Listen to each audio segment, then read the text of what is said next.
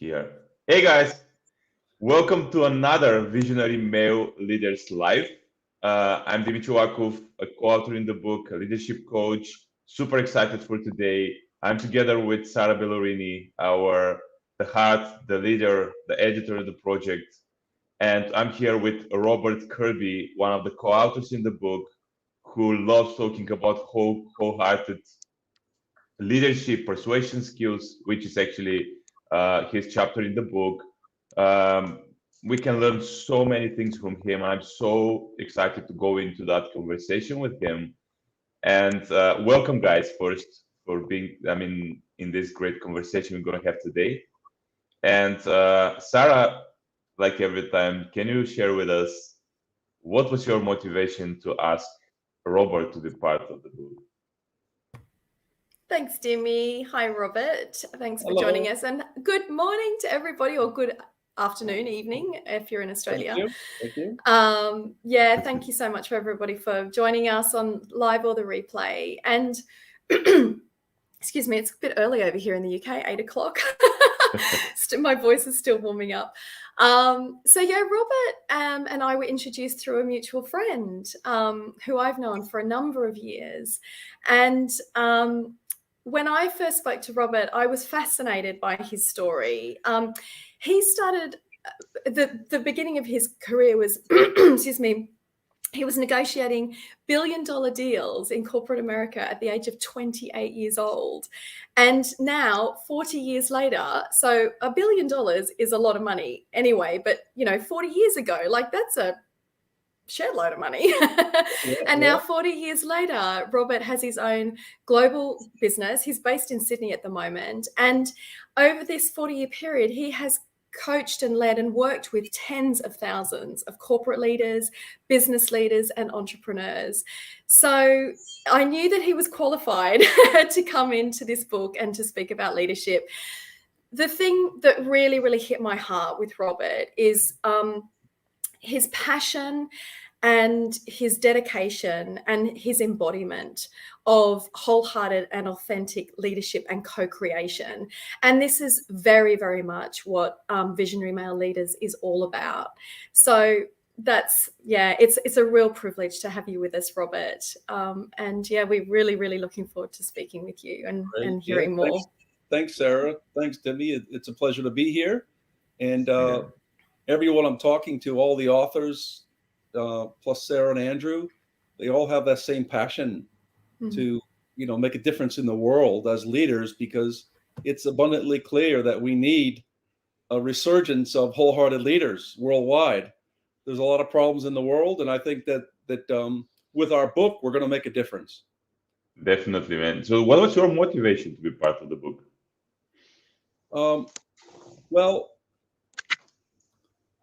I felt that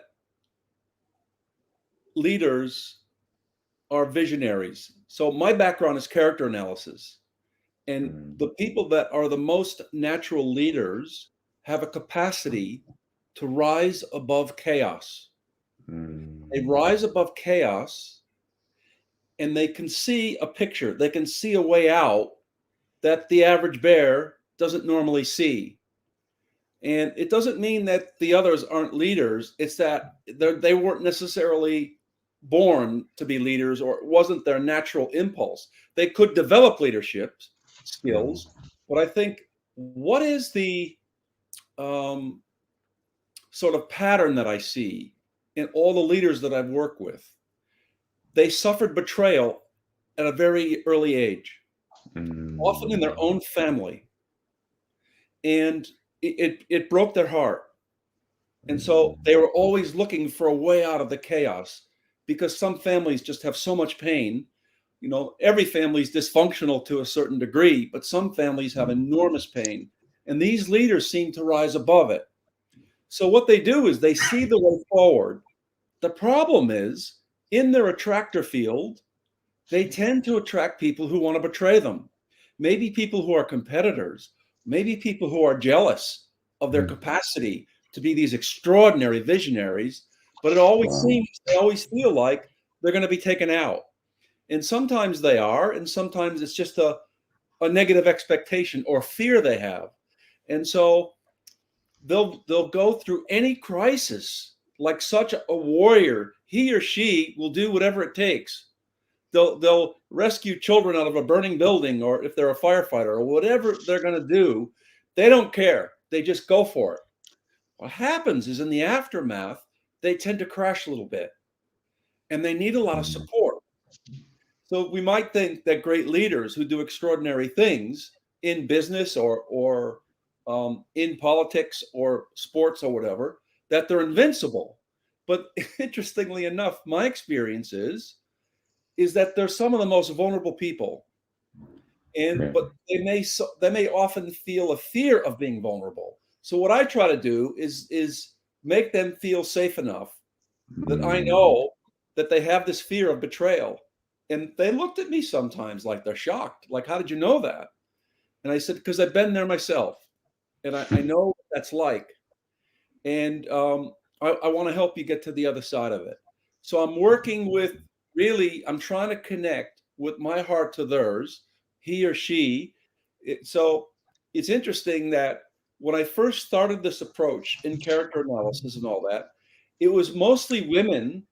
It was 80% women, because men were terrified back in those days of being vulnerable. But the world is changing, fortunately. Not all men are toxic. Some men are actually afraid of their vulnerability, especially sharing it with another man. They might share it with a woman. But when I tell them, when I invite it, there's initially a bit taken back. And then they go, oh, well, yes, I do have this fear of being betrayed. So that's kind of like an entry point for me that's been very beneficial. I know they're great leaders. I don't have to teach them how to be a leader. I need to give them support so they have a wholehearted container, and they can hold the space not only for themselves to get beyond their fear and their past failures, but also when they do that for themselves, they can reach out and share with their team that, hey, this happened to me too. Don't worry about that. We all screw up. No problem at all. Just get back on your horse. I'm right here for you. We'll work through this. You know, it'll be ancient history before you know it. And then the people who work for he or she, they're, oh, wow, I trust this guy. I trust this lady, this boss, and I want to work for them forever. It's like, you can't do for a team member or someone in the customer base what you haven't done for you. So that's probably just a summary. Yeah. Yeah. Oh my gosh, Robert.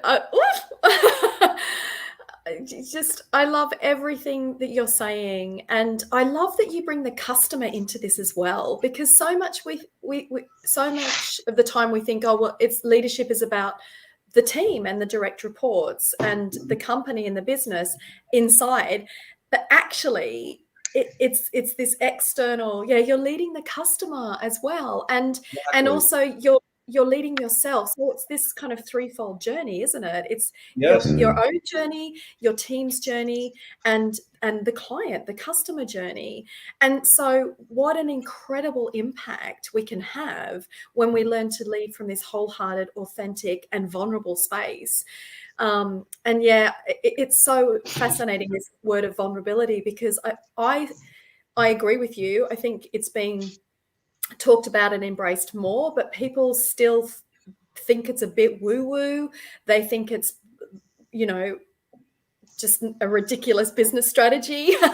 And we know that, Brené Brown has done a load of research and work around vulnerability. She's made a huge difference in the world. Absolutely. Yeah. Pioneer. I absolutely love her work. Yeah. And she talks about vulnerability being the birthplace of creativity, change, and innovation. And what blocks vulnerability is shame. Yeah. And that's what you're speaking about. And it's and that's the rub, isn't it? Because she says, she has all these very, very high level leaders that say, come in and talk to us about change and innovation, but don't talk about vulnerability. And she's like, well, you can't have one without the other, guys. So your work just goes straight into the heart of that, which I love it so much. Absolutely, Robert. So tell us a little bit, how did you come to this point? I mean, I definitely, we can see how much difference you make for the world, and also how you see now being a great leader. But how did you come to that point? Give us a little bit of your story. Okay, yes. So, yeah, you probably saw a little bit of it in the chapter. Is that I grew up right outside of New York City. It's a very competitive place, a wonderful place to grow up, a lot of freedom and a lot of opportunity. And at that time, sports were important. It was more the girl in those days. The girls were cheerleaders and the boys were playing the sports, right? Yeah. Of course, it's different now. But the coach cut me off the team at 8 and 9 because I was a little peanut, believe it or not. And then I wanted to give. I was so upset with myself that I wasn't good enough of an athlete. And my big brother Jim, he passed away just a couple of years ago, and he always had health problems and even asthma. He couldn't play, but he was an expert in baseball, and so he trained me. So here I am. I'm 9, and he's 17, right? But he spent his summer hours every day training me. And he said, "Don't give up. Don't give up. You'll grow. When you're 10, you'll make it." Well, wow. It's practice pays off. If you stay with something over and over. I practiced all summer, all day. And my brother supported me. And then I tried out for the Little League team at age 10. And I was the star of the league. I was the best player in the league. No one was more shocked than me because I thought I was going to get cut again. I secretly didn't tell anyone, but I thought I will get cut again. But then after that, it changed my whole world, my 10 years old, my whole reality, that if you set your mind to something that you could do it, if you're willing to overcome obstacles. So that's what I initially rose above. And, then I had problems with shyness and feeling inferior. And I went to school. I played on the basketball team. I played on the baseball team, went to university and had tryout with the Philadelphia Phillies professional baseball team. So, I was well recognized, but socially I felt very awkward and I was afraid to talk to women. And so what happened was my first boss was about to retire. I worked for PerkinElmer. They were a Fortune 500 company. They hired me, and the other managers were saying, "What are you hiring this guy for? He's afraid of his own shadow." And Arthur saw something in me, and he's with this. In those days, you stay with the same company 40 years. He was about to retire, and he was funny. He said, "You're too serious. Stop being a Catholic altar boy and have a little fun in life." And so he just opened me up. He sent me to Dale Carnegie. It was like a near-death experience. Then I did Advanced Dale Carnegie. I got the award for the most improved speaker. And I was 21. Most of the people men and women were in their 30s and 40s. So I was just shaking in the corner. But then at the end, I was confident. And then he sent me to Dale Carnegie Sales. Then he made me go to Toastmasters. Then he made me go into the improvisation comedy theater, which is insane for someone like me, someone so withdrawn. And then after a while, the improv comedy theater, he says, "You're really funny. You could be an improv actor." And I said, "No, I'm looking around. Can't be. I'm the most boring guy on planet." But what I didn't realize is that every 2 years I was getting promoted. So that next thing I knew, I have a staff of 27 people, and I'm negotiating these major contracts. And PerkinElmer's flying me all over the country and Canada and different places. And all of a sudden I felt comfortable in my own skin. So this is why I'm so committed to mentoring people, because if it wasn't for Arthur and my brother with the sports when I was a kid, then I wouldn't be where I am today. I wouldn't have had the great corporate career. And then this business, 32 years in business, traveling the world, I'm just very, very lucky. So that's what happened to me. I think it's like my life is like darkness into light. I'm the worst, and then all of a sudden I'm very competent. But it's painful. That journey of darkness into light is very, very painful for me. And so this is why I feel I'm qualified to hold the space for other leaders because I've been there. Yeah. Absolutely. Yeah, quite a story, man. And it's a story of, I think there are, of course, some men who have this natural confidence and they can go through life and they had in their family, maybe in their heritage, like you said, 5 generations back. You're going to talk maybe a little bit about that in your chapter, but I think there are many men who doesn't have this they don't have this confidence, but they don't talk about it. They want to hide it. And I'm one of them, and I definitely been through my journey to confidence. It had so many things to battle. These insecurities, this or the way you see yourself, the fears you have, and people try to hide that because they don't know how other people will react on that. But they don't see that if they do that, they actually stay not even stay on the same place, but they even go back because they don't know how to work with that, and they want to hide it at any cost.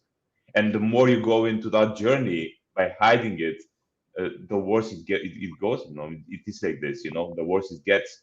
And I think what you talk about is so important for men, so important because almost everyone can recognize to some degree in what you talk about. So, can you share a little bit more because you already started? That's part of Yeah, your chapter. So, can you share a little bit absolutely. more of your message of your chapter and how actually you want to Yes. influence people? Yeah, wholeheartedly.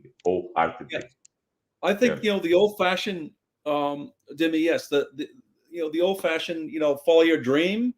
Sounds a little bit corny, but I've always had dreams. I always want to achieve big things, and then what Arthur taught me is just go for it.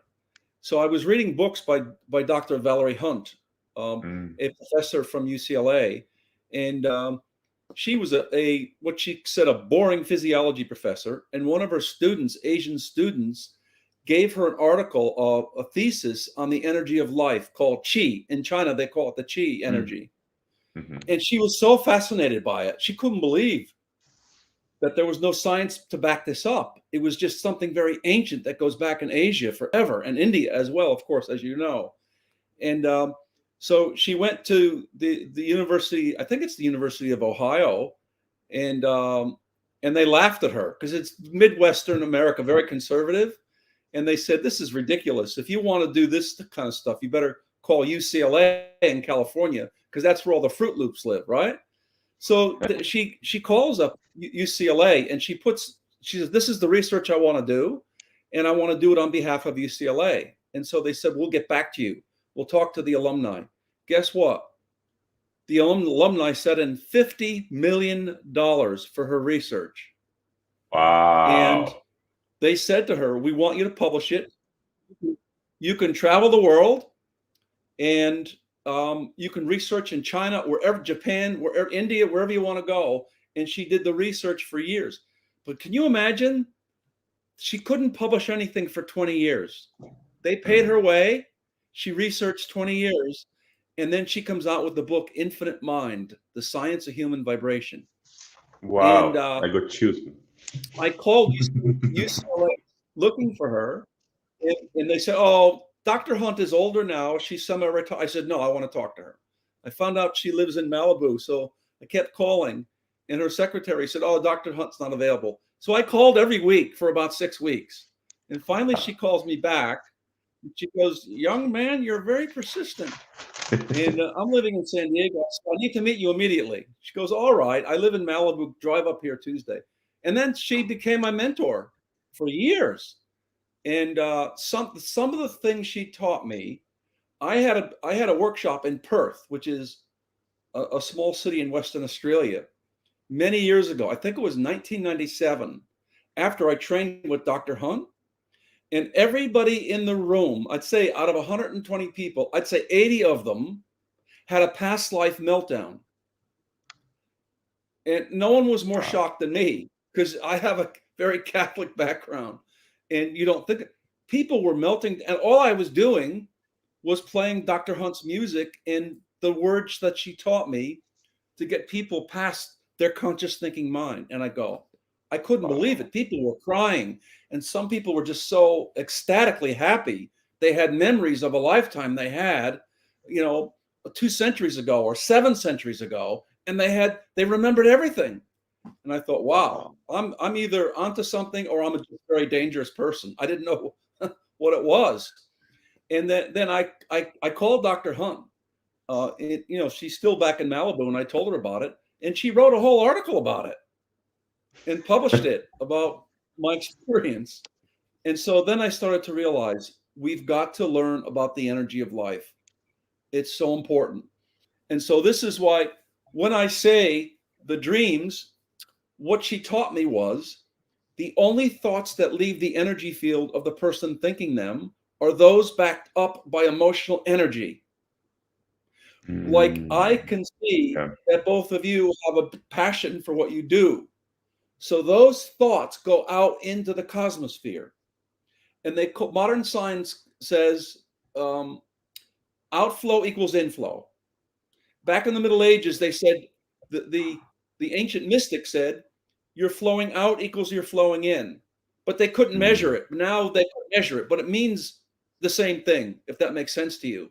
Yep. And so, but we can do something about it. Why? Because most of the thoughts don't leave. People who have thoughts of fear, of self-doubt, my dream will never unfold, it will never manifest. Those thoughts have their own energy stream. And so what it's like is, let's say you didn't change the oil in your car for 3 years. What would happen to the engine?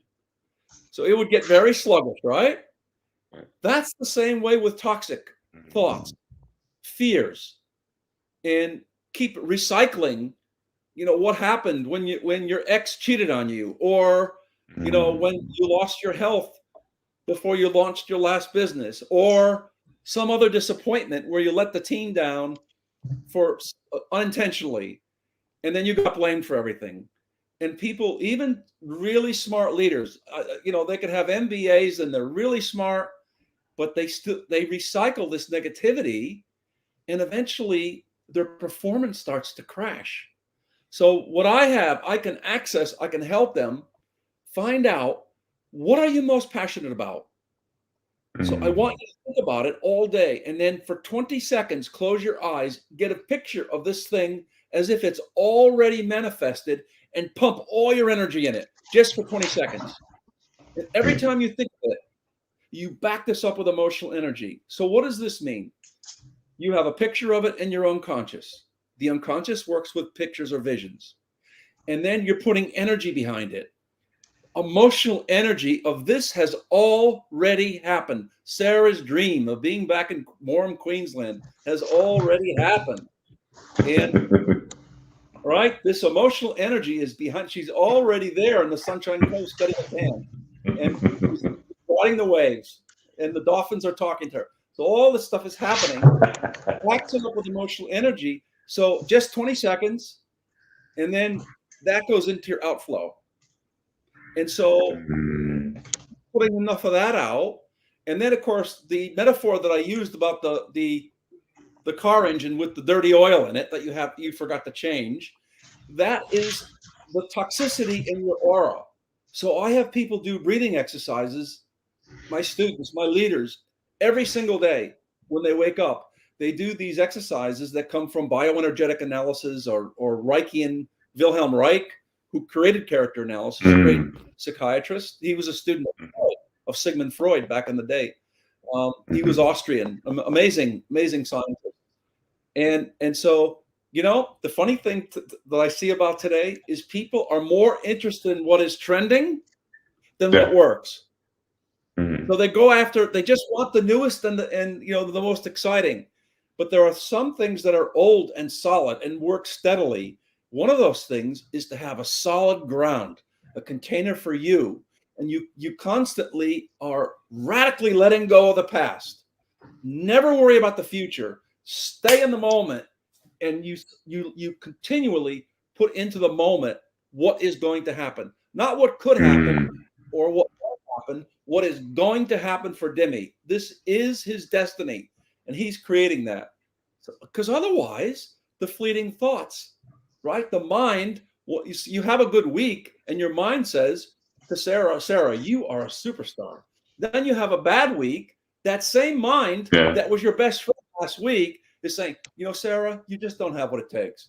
And so everyone does that. Even the greatest leaders in the world, they have this mind, so you can't trust it.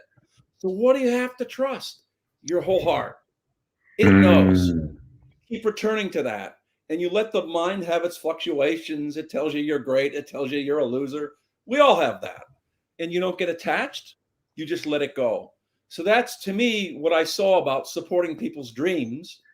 You have to fire it up every day, because things don't always go your way. Every business has ups and downs. And so then you want to justify those failures. I always say this to leaders: no mistakes, lessons only. It was meant to happen so you could learn. And people grow more from their mistakes than they do from their successes. They have to relaunch themselves.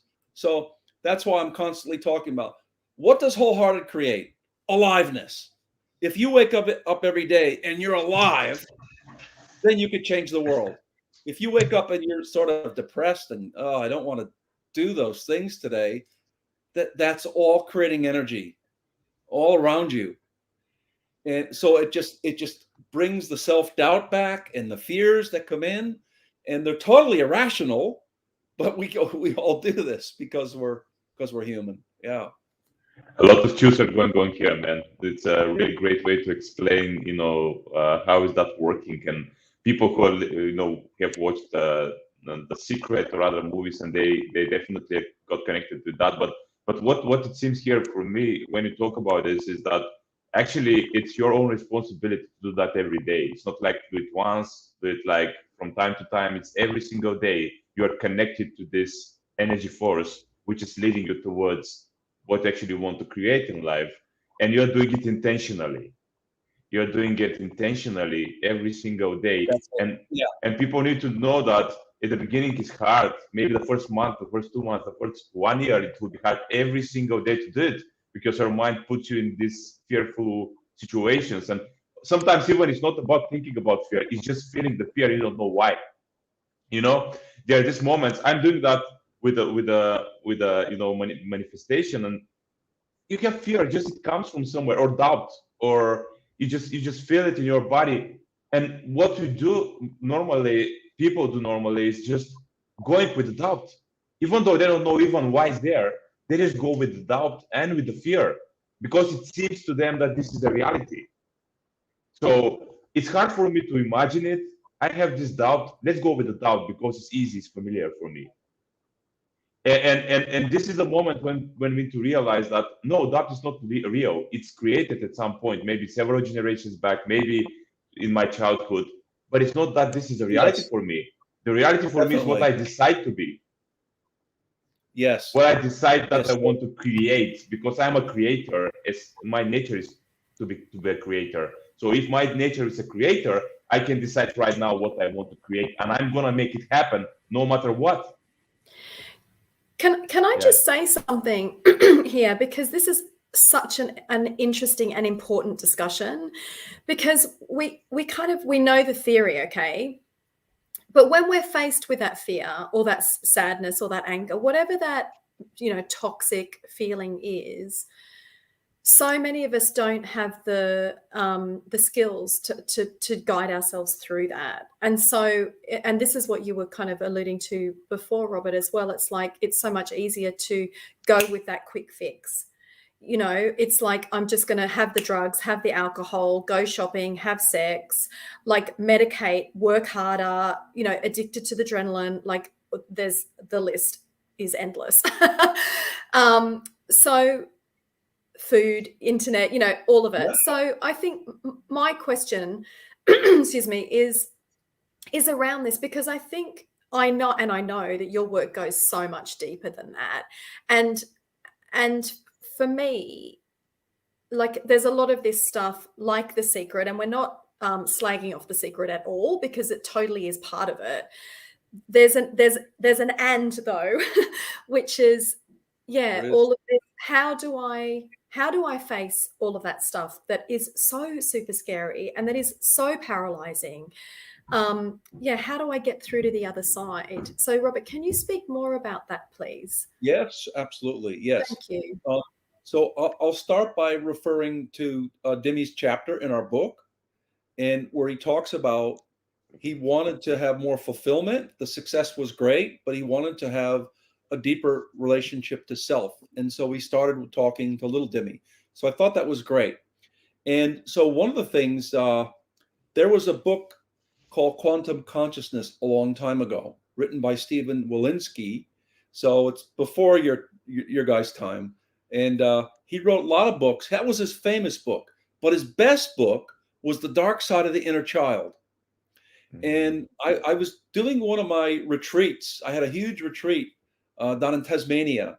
And I went into this little bookstore and I saw this book. I'd never seen it before. I knew Walensky, the author, but Dark Side of the Inner Child. I said, what is this about?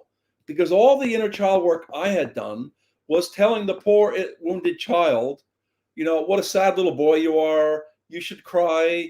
I feel for you. You go to a workshop with Barbara DeAngelis and you get a lot of hugs from women. And then you say, oh, it was all worth it, But Walensky's saying the opposite. Yes, you need to reparent your inner child. That's so important. He says, but then the negative thoughts that you have, your strongest saboteur is the wounded child. Mm-hmm. And so one of the things he taught was externalization and differentiation. Mm-hmm. So how is that different from voice dialogue and all that? Well, it's because you want to tell the angry inner child that all his shame is welcomed with me.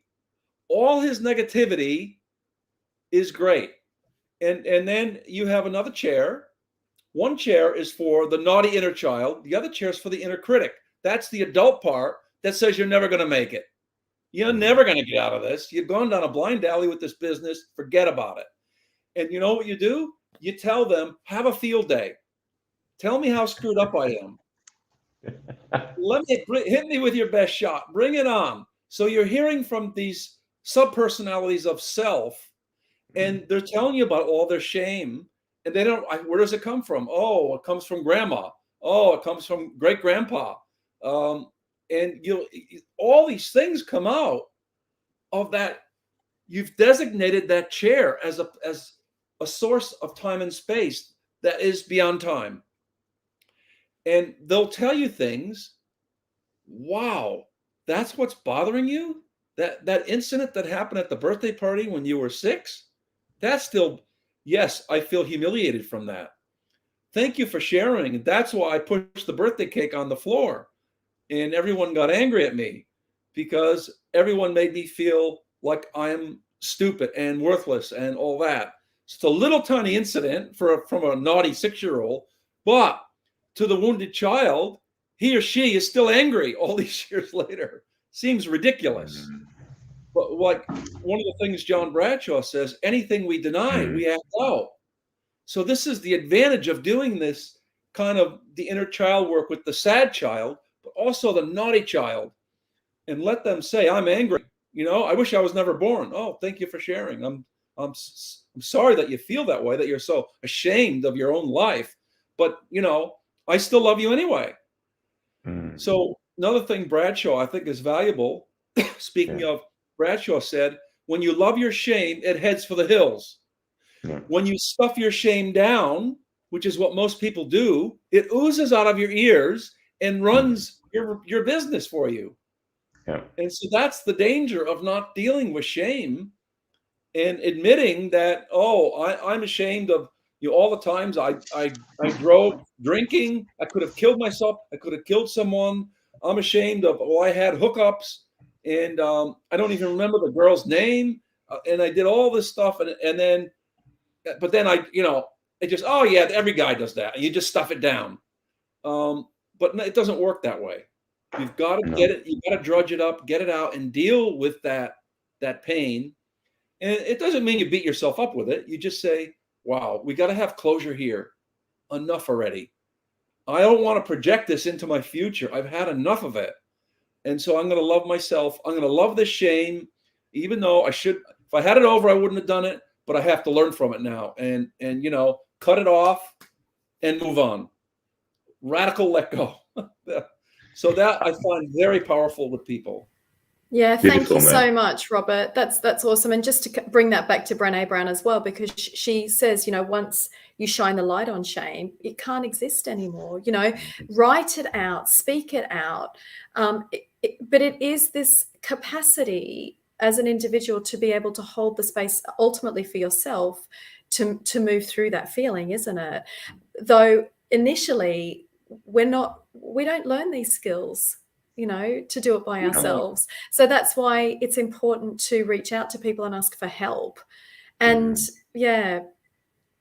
It's interesting because this is missing from 99% of leadership trainings. Yeah. And I'm not saying the skills about what you should do aren't important. Of course they're important. You want to learn those, negotiation skills, public speaking skills, how to lead a team. All that stuff's important. But there's a hell of a lot more important aspects in your being, in the feminine. What's in my heart? What's cooking? What is in truth inside of Robert? What is not in truth inside of Robert?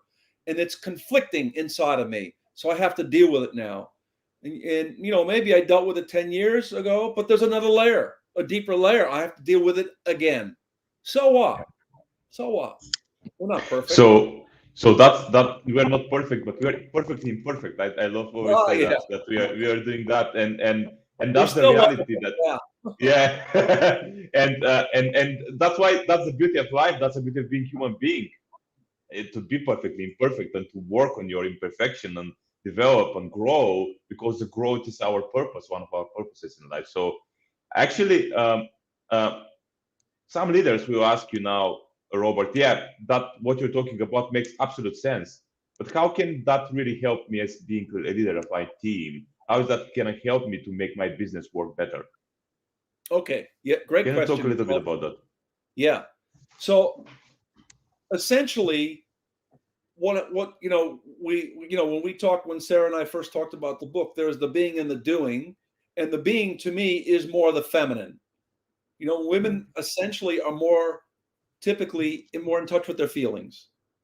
And so they're able to share them more. They're able to be vulnerable. It's easier for women because the brain is different. So I don't want to get into the gender stuff and all those discussions. It's just not appropriate for this, for our meeting today.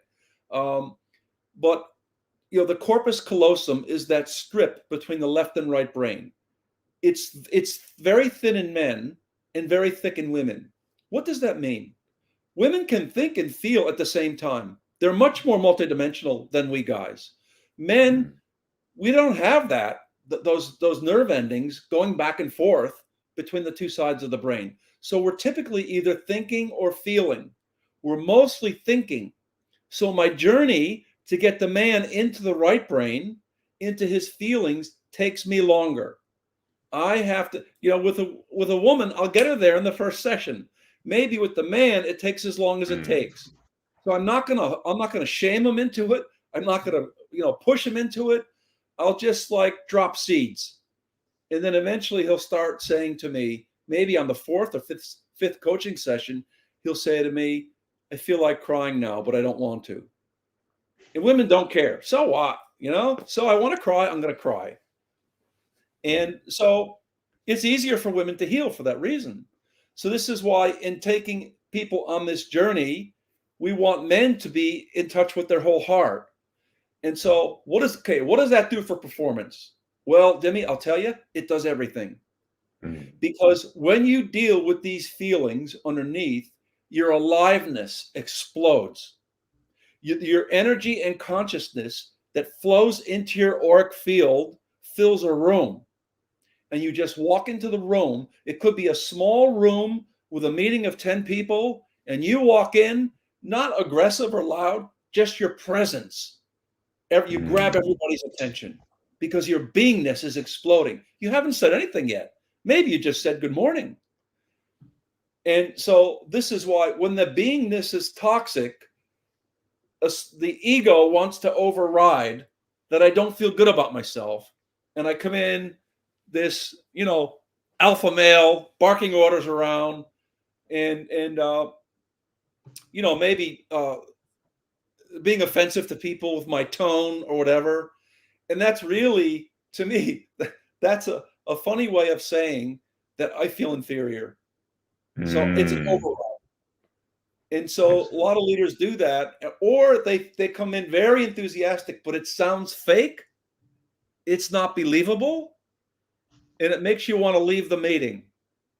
So, or if a woman comes in and she feels insecure and she's very aggressive, and pushy, and then you see the energy in the room drop. But if she comes in and she's wholehearted and she has this feminine spirit of excitement about what we're going to do today, it's contagious. Everybody says, oh, geez, I want to go to every meeting that she runs.